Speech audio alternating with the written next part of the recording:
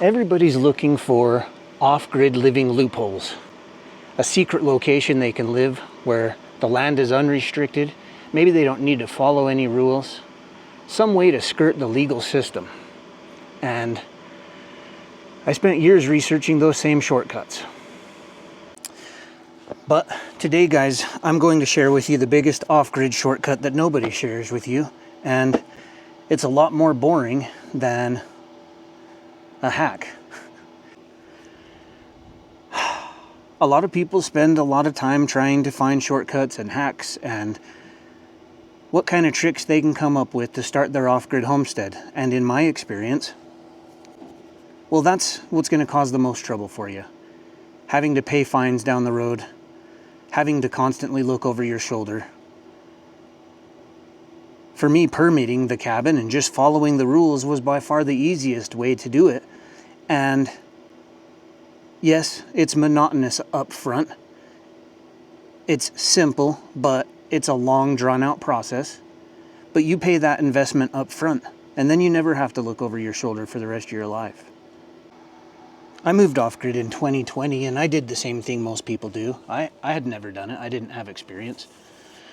So I started to look into what I can and can't do and try to find some examples of people who have already done it. And there really wasn't a good playbook, to be honest. I think the internet often makes the whole thing just seem scary, and it's always rebel against the system. And, well, I think that's the part that causes people the most trouble. You know, it might be fun, it might be a fantasy if you're not really going to live on your land to kind of try to skirt rules and whatever. But if you want a solid foundation, you want to start a homestead and live there forever, it just makes sense to just find out what the rules are and then follow them. It's a little bit of headache up front, but a lot less headache in the long term. And that's why you hear me constantly tell people to start with the county, not the land. That way you know exactly what you can't do.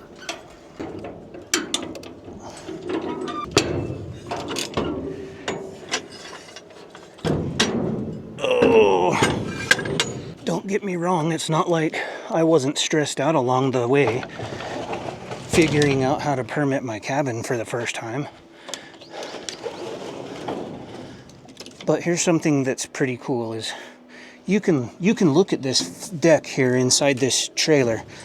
I bought this trailer, it's like a 63, and it was just destroyed pretty much. It needed all new everything. And it does need the floor in here replaced. And the cool thing is, well, I need to haul water soon, so I can put this all back together and I can haul some water. And then in passes over time, I can continue to improve this trailer. When I got it, it was trash. It needed new axles. It needed new tires. It needed new rims. It needed all kinds of welding done. It needed to be reinforced. It needs a new floor. But I've been able to do that in passes over time. When I did this, when I first got this trailer, I couldn't have afforded a $2,500 trailer.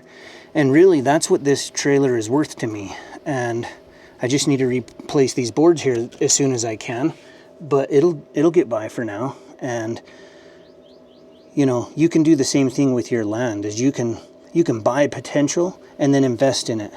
And the entire name of the game is to reduce confusion up front and doubt and understand exactly what you can, and then you can move forward with confidence. And if you're interested in structured off-grid education, check out all the free resources on my website, frugaloffgrid.com.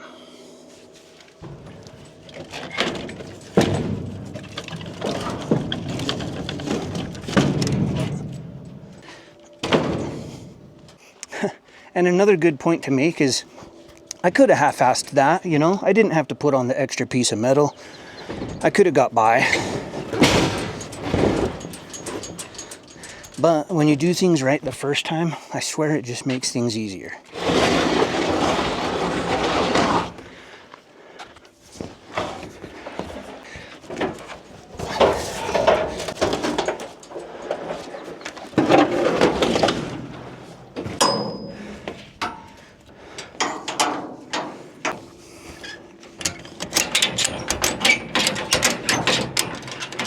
and what a good feeling that is, waking up this morning knowing I had a lot on my hands and then ending the day on a high note.